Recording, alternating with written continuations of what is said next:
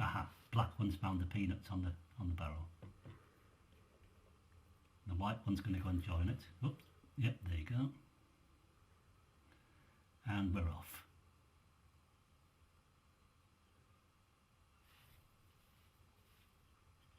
Oops. Now I've knocked the ones off at the beginning of the tightrope, so there's no longer that tempt. They've got to actually see them on the rope, but they'll wait until the big store's got. Oh dear, what was that one for?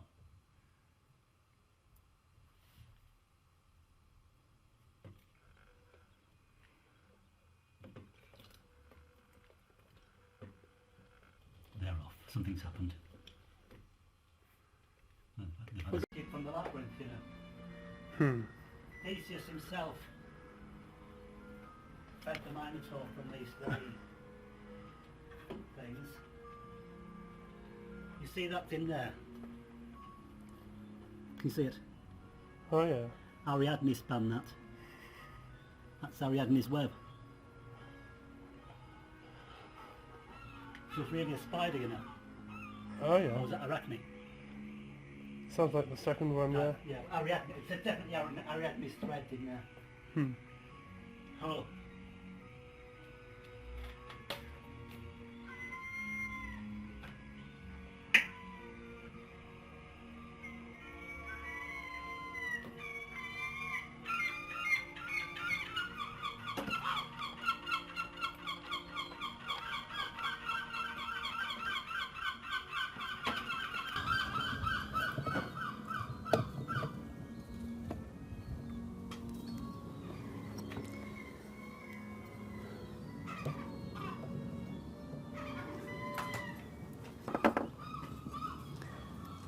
Okay, we're going to put this inside of here.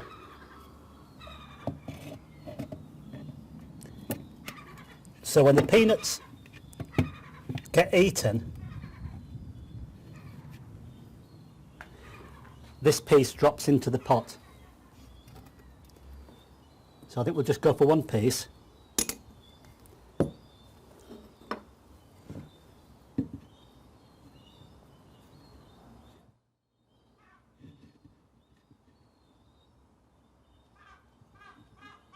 No, leave that there for a minute.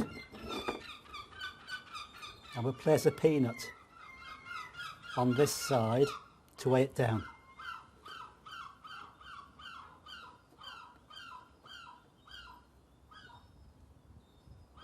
And push it to the point of balance, just there. Put an extra peanut on. That's 3 peanuts. Whoops.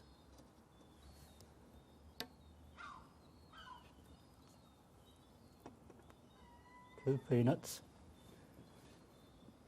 3 peanuts.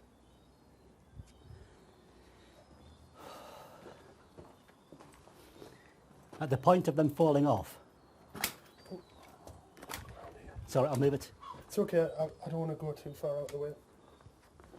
At the point of the bird eating the peanuts, the priceless piece of Greek urn falls into its original pot, the mother pot. Yeah? The pigeon will be upset and fly. What's happened there? I broke the sacred vessel. So expect to see the bird flying. So to set this particular move up, you can start anywhere you want. You can start by sorting out the half peanuts from the whole peanuts.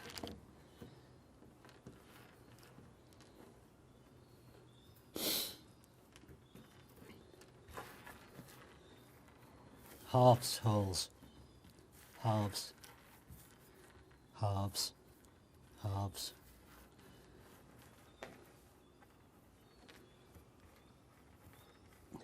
Wholes. And the whole peanuts we'll put in a progression. Whoops.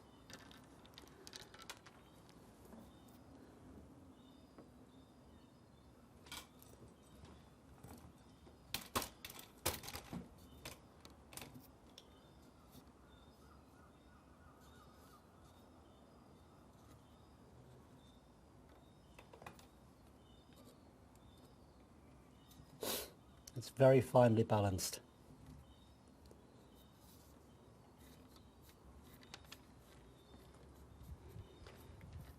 In the old days, before we had chronometers, they used to be able to measure time at sea by this method.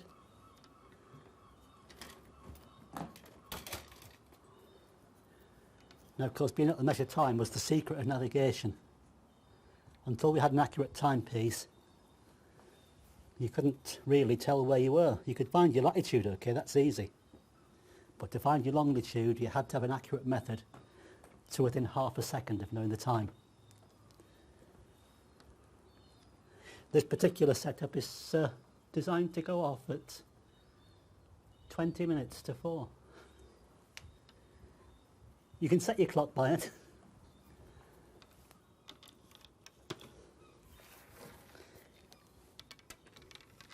So, if the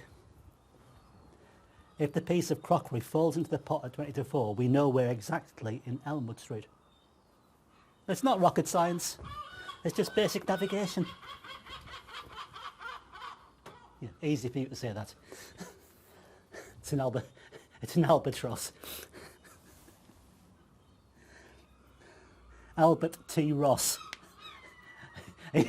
He's logged on to Hypnothoughts as Albert T. Ross. I'm going to log on next time as Robert Banks, known to his friends as Robbie Banks, or sometimes just known as Rob Banks. My friend Scott, you know Scott on Hypnothoughts?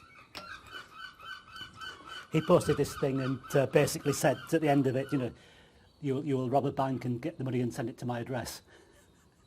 And I sent him a message back saying, okay, I've robbed the bank, please send me please send me the address to send the money to. Is used English money okay for you? He's a laugh, is that Scott? He's so sharp.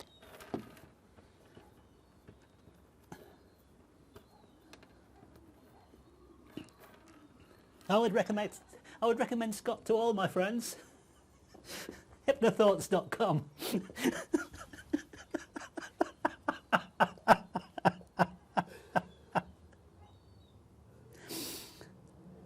Michael Elmer keeps making jokes about smoking the best skunk.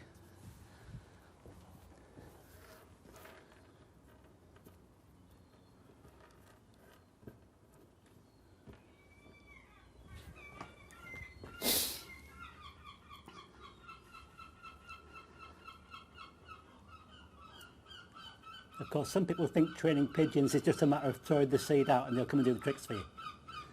It takes years of dedication. Any field can get birds to eat seed, but can you get them to eat it at exactly the right time of day when the sun's in the right position? Just above the yard arm.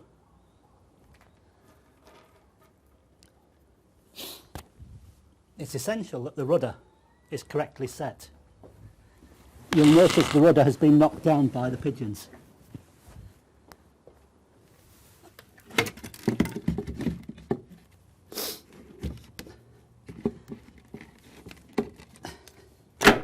It's one of the hazards of being at sea. One must get the rudder and the tiller correctly set.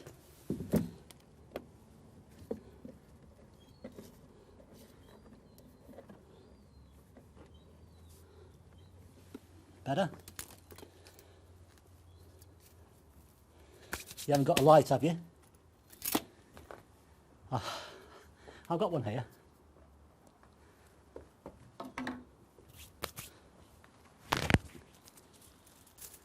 Actually, I don't.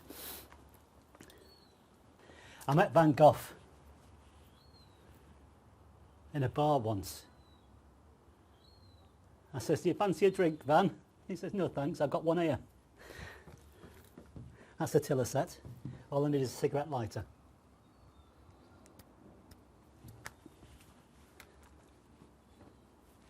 Is my microphone turned on?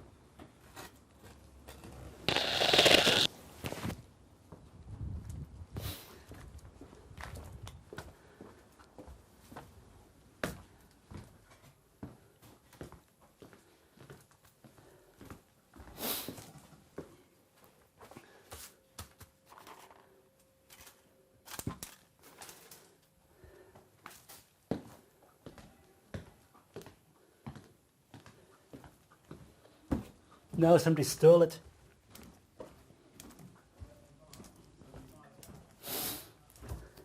Can you still hear me?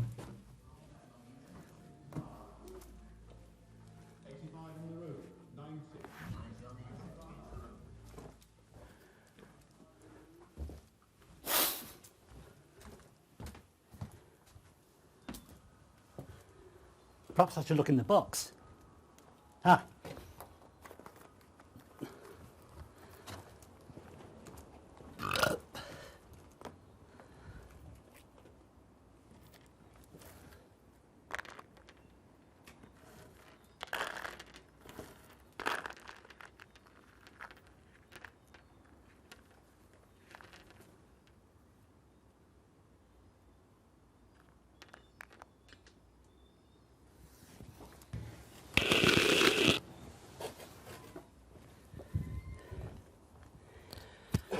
Navigation lights on.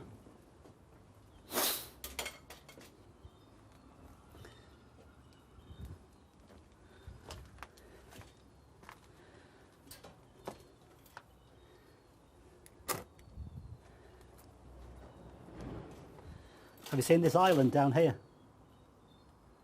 You might have to come around that way.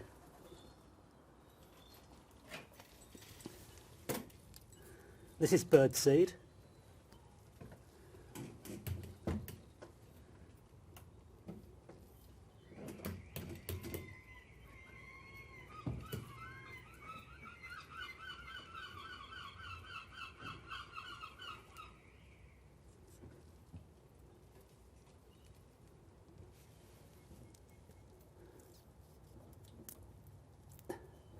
I do grow my own birdseed, of course.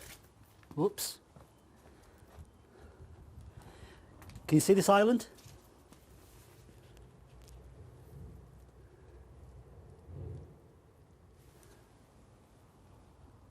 No answer, yeah. Of course, my father told me there was no such thing as islands and no such thing as princesses. I wandered along past this boat along the shore and I seen this strange lump of land floating in the sea with these strange beguiling creatures upon it. And I said to this man with a white stick, I said, what be those strange lumps of stuff floating in the sea? And he said, they're islands. They're all islands. And I said, those very strange, attractive, beguiling looking creatures on the islands, what would they be? And he said, each and every one a genuine princess. See? Princesses. And I thought to myself, well, you know, if I... God too must exist. And the man with the white stick, he bent over and he says, I'm God. I'm God. They call me Thor. I carry a hammer. So the ship's set. The islands. The safety lines.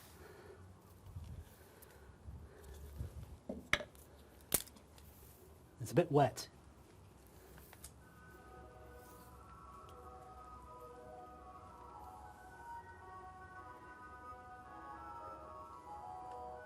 Faldery, faldera, faldery, faldera, faldery, faldera, with the knapsack on my back.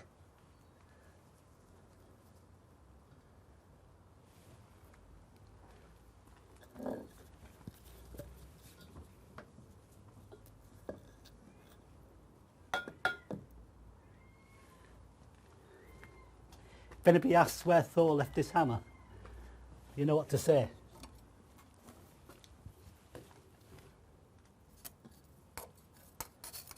You say, is this a dagger I see before me? What light from yonder window breaks? It is the sun and Juliet, the moon.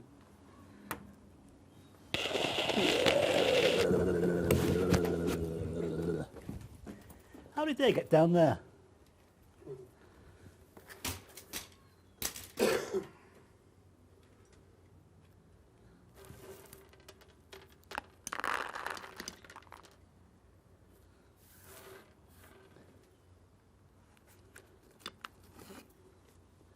I'm not obsessive compulsive or anything, but I like my cigarettes to be perfectly weighted. You know, I say, if you're going to do a ritual, do a bloody ritual. You sit with your base chakra aligned with the 4 elements.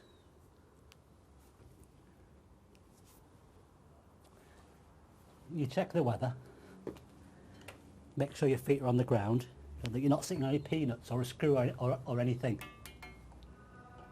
Right, just make sure you're not sitting on anything that you shouldn't be sitting on, right?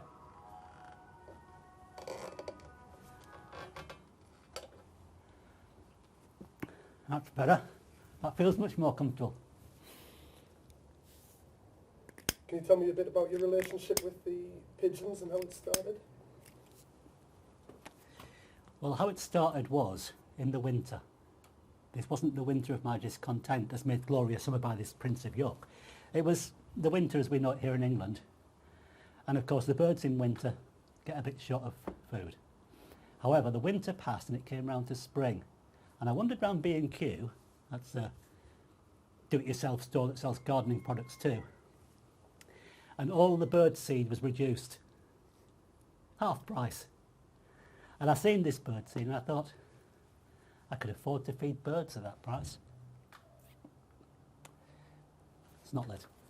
So I bought some bird food in containers. I put the containers up in the tree, and first of all I fed them on the wall. I'd sprinkle bird food on the wall, and I found what they liked. They loved the sunflower seeds. They loved the peanuts. And then as a second choice, they'll go for the ordinary grains,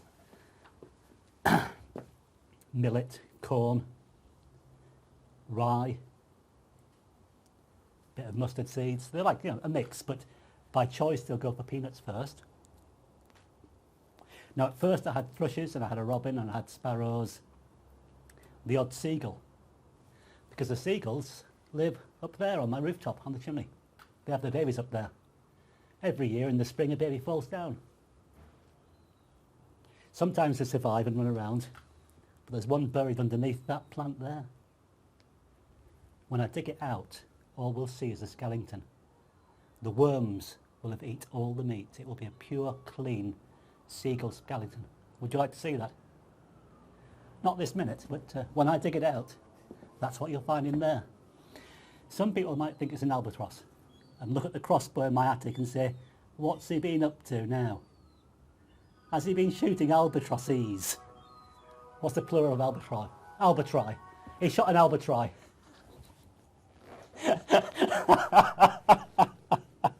It's not, it's a seagull. It's a baby seagull. But it'll look beautiful when I stuff it. So what happened is the pigeons, who must belong to somebody, came one by one.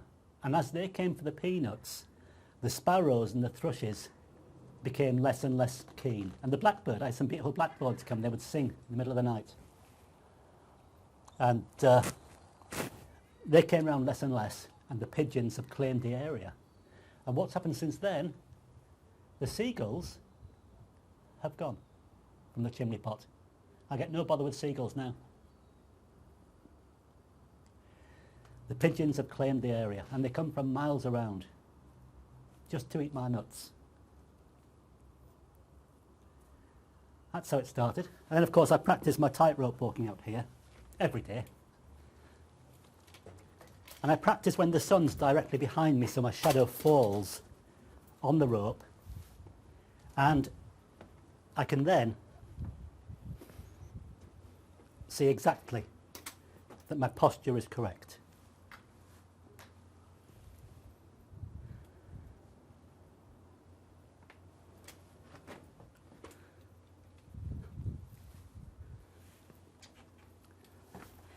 So I started feeding the pigeons at the same time. Can you get back into that position briefly so I can get your face?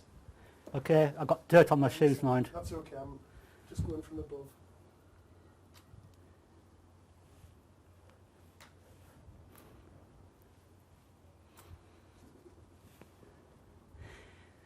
So, The rudder's set in the right direction. The ship's heading directly across to where the sun will go above the chimney pot behind us at 20 to 4. At 20 to 4 the sun will shine down here, and whoever's sitting in the first seat in the audience will get the best view.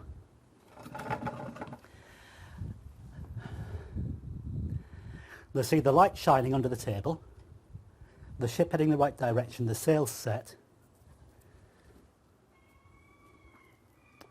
The shadow of the mast of the ship falls on the table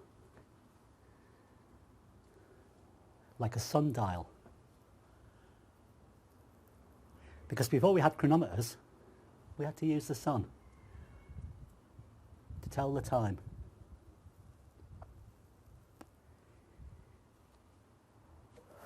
Of course, I can see from here the tightrope's been moved slightly. So I have to make a small adjustment. And I move this one just 1/4 of an inch. It's a very fine adjustment. And then I see that the lantern is slightly out of true. There's a butterfly. You see the butterfly?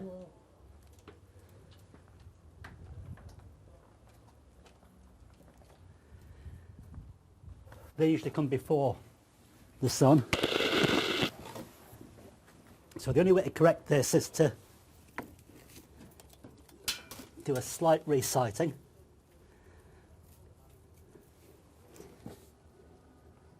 That's better.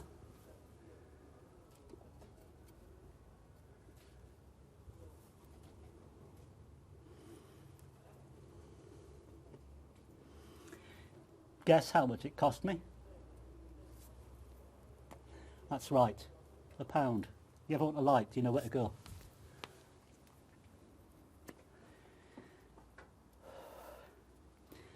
Of course, we practice fire juggling out here as well. And so it's important to have a light for the poi.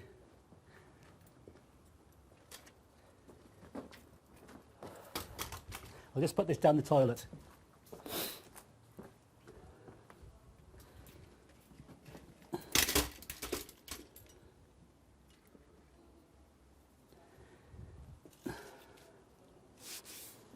I said it recording before you sit down. I'll get you walking out the door anyway. Okay, action. Music? No, No? not in this.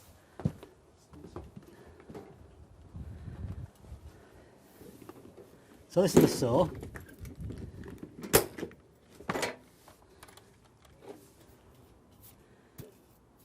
Of course, I have a whole range of saws, probably about 20 or 30 saws. Each one has different characteristics. This one, I've got a 3-octave range. So, first of all, get the position right.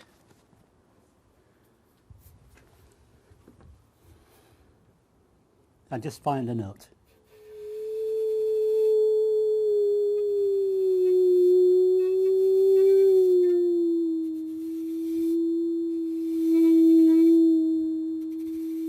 That's about as low as I can go.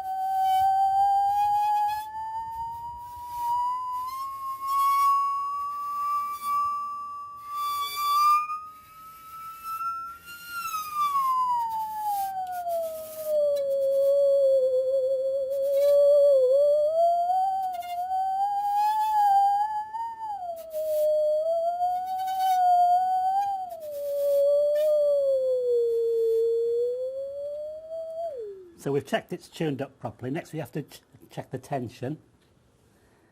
So I like a medium tension on my bow. I'm using a double base bow for this one. You get much more flexibility, and I like to do it so it's about that tight.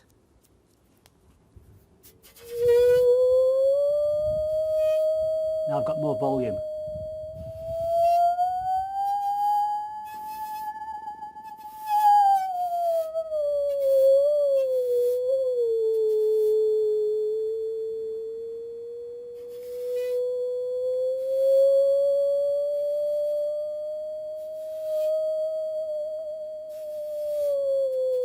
Of course, when I was at sea, we used to play sea shanties.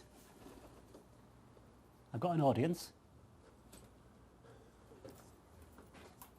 They like to hear a tune. I don't know if you're familiar with the tune.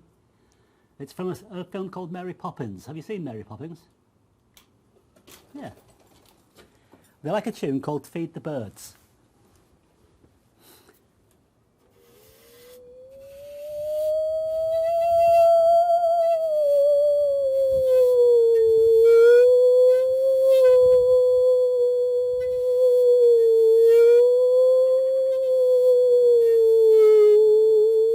It's got a long build-up.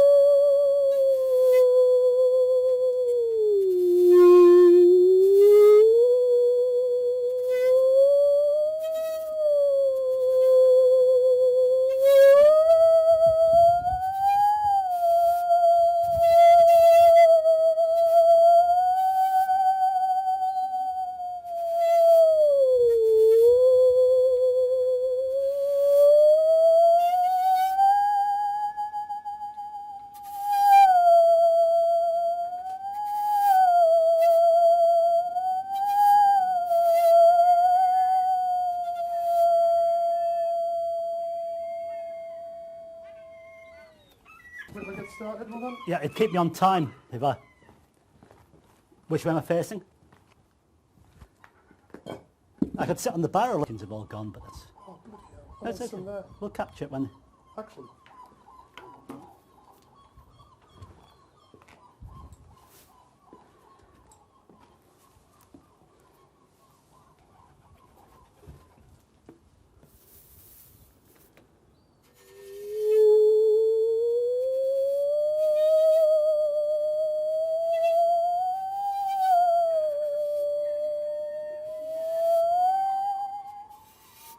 Yeah, let's try this. I might need a cushion on here, really.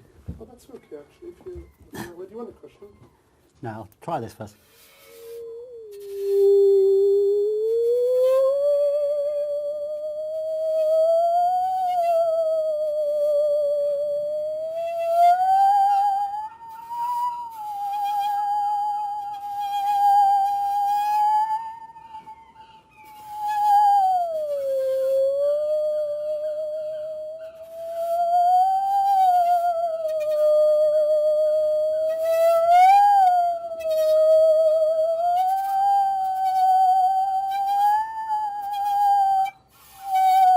I'm going to turn that paraffin off.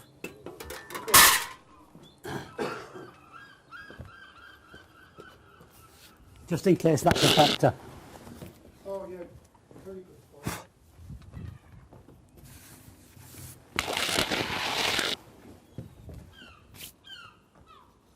Get your peanuts. Actually, can you say that again, please? I'll wait on the camera. I thought it was on. No, I'll have to look at it. I say, peanuts. Come and get your peanuts. Nuts, hot nuts. You get 'em from the peanut stand. Hot nuts. You get 'em from the peanut man. Hot nuts. You get 'em from the peanut stand.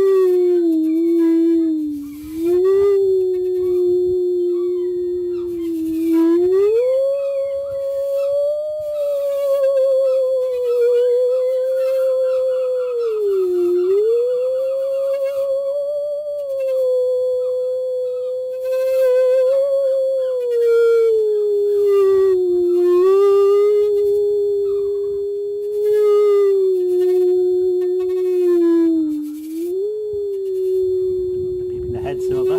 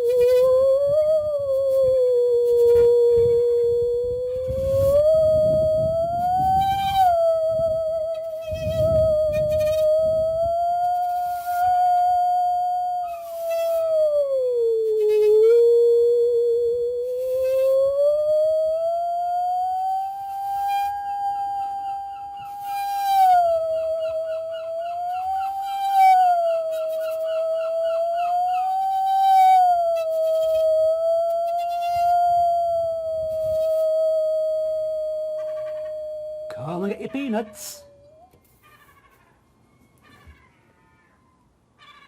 Now they're all poised there waiting. Okay.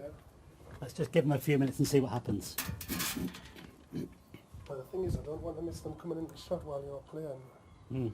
Because that's proof positive that it's happening. We can over. I'm We don't. pre-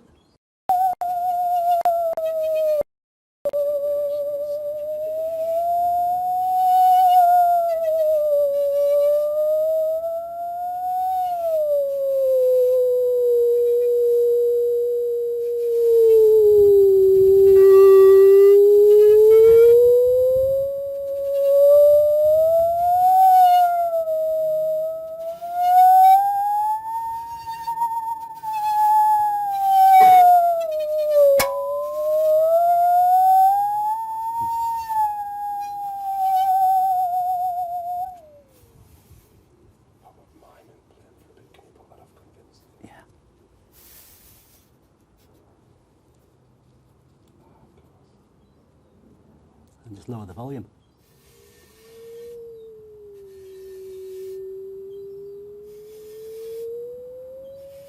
Sun's coming round now.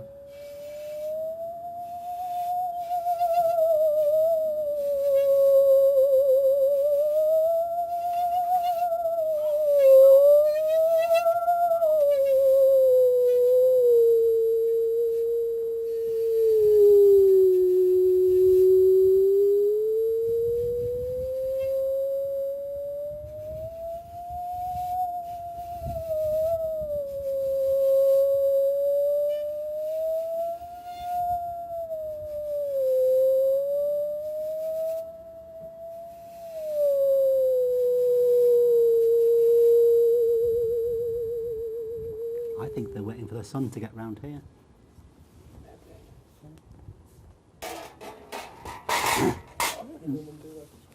Yeah, they've got a good sense of timing and what makes a good shot. They're lining up. Put the cigarette down. Yeah.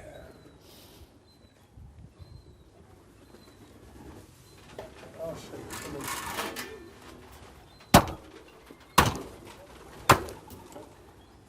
Okay.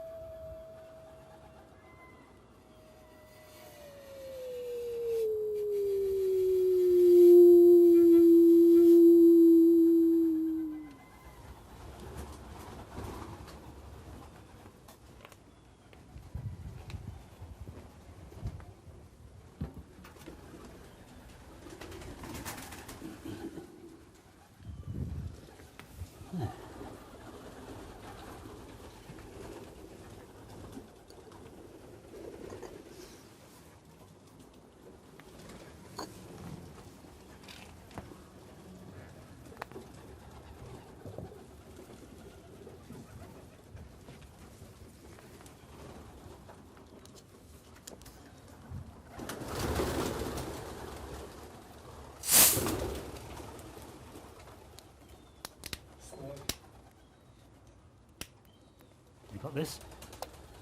No, I'm just getting them when they come back. Yeah, just get a glance at this. Can do.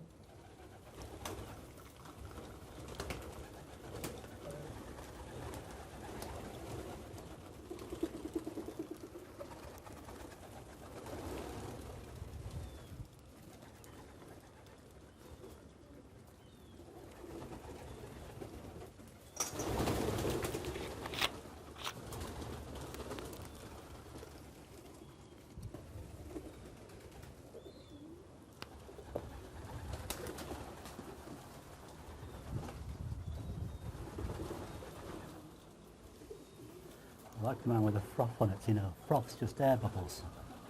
It's oxygen, that's good for you.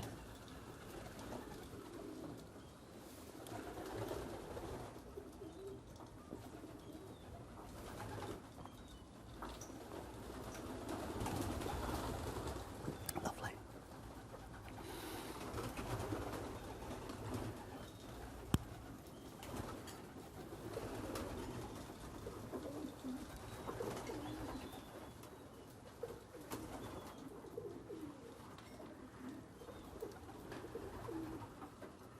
Now, in any bunch of volunteers, you always find that some are natural performers, others just there to be on stage.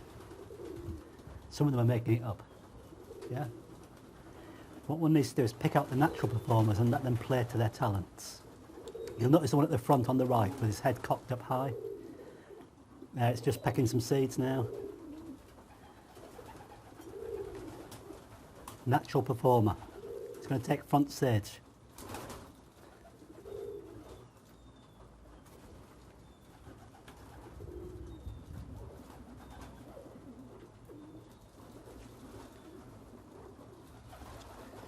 There's always one on the roof keeping watch. That'll give a signal if any cats come near or danger. Now they're investigating the peanut supply. There you go. Down on the bottom.